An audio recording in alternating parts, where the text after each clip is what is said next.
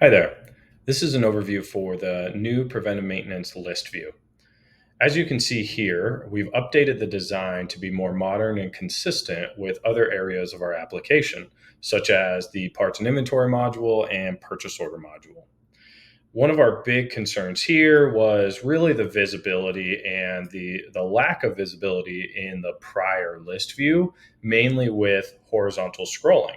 So at this point, I'm able to actually define which columns I would like to see, the order that I would like to see those in, and then really be able to see all that information in a meaningful way, no longer restricted by the horizontal length of any one column here.